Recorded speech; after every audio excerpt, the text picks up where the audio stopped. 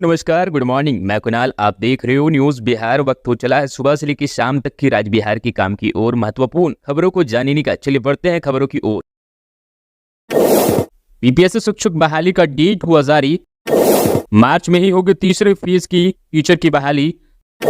शिक्षक बहाली फेज 3 की तैयारी में जुटी नीतीश सरकार। फरवरी में विज्ञापन, मार्च में परीक्षा जानिए एक एक अपडेट इस वीडियो के अंदर सारी जानकारी। बिहार लोकसभा आयोग बिहार में तीसरे चरण के लिए शिक्षकों की नियुक्ति को लेकर शिक्षा विभाग जुट गया है। सूत्रों से मिल रही जानकारी के अनुसार फरवरी में शिक्षक बहाली फेज 3 को लेकर विज्ञापन जारी किया जा सकता है। वहीं 10 मार्च के बाद तीसरे चरण के शिक्षक बहाली को लेकर परीक्षा हो सकती है।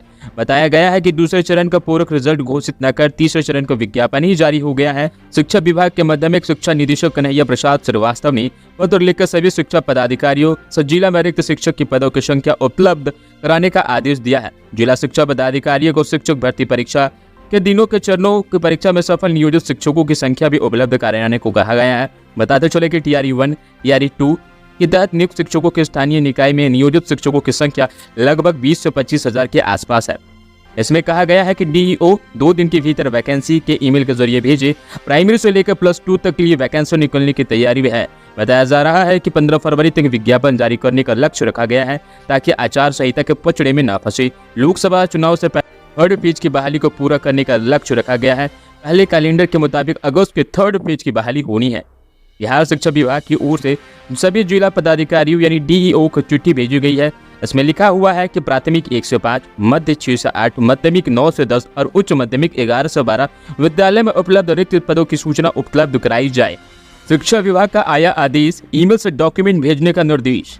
अब से रिक्त की सूचना अप्राप्त रहने के कारण अग्रोत्तर कार्रवाई बाधित है। उल्लेखनीय है कि इस संबंध में आपको पूर्व में ही वंचित रिक्तों की 2 दिनों के अंदर भेजने का निर्देश दिया गया था। एक बार फिर से आपसे निर्देशित कहा जाता है कि आप अपने जिले के अंतर्गत नियुक्त स्थानीय निकाय शिक्षकों जो टीआरई 1, टीआरई 2 के तहत विद्यालय अध्यापक के पद पर नियुक्त हो गए हैं, इससे संबंधित रिक्तियां की सूचना इस पत्र में पत्र 1, 2, 3, 4 के साथ 2 दिनों के अंदर अधोहस्तारी के ईमेल आईडी पर भेजना सुनिश्चित करें। इसे अति आवश्यक समझे।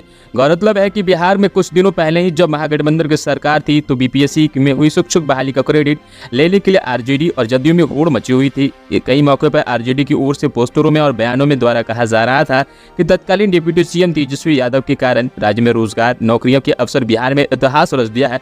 कई मौके पर नीतीश कुमार ने आरजेडी द्वारा क्रेडिट लेने वाले बयानों की कड़ी प्रतिक्रिया भी जाहिर की थी। हालांकि तत्कालीन डिप्टी सीएम तेजस्वी यादव ने क्रेडिट लेने की बातों का खंडन करते हुए कहा कि ऐसी कोई बात नहीं है, हम नीतीश जी के नेतृत्व में युवाओं को नौकरी देने का काम कर रहे हैं।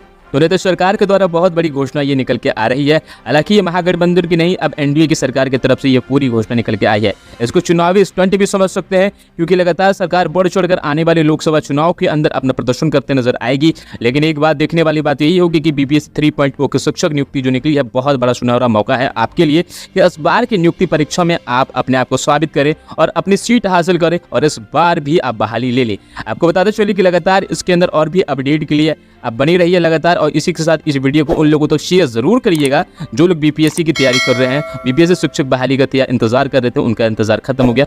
धन्यवाद।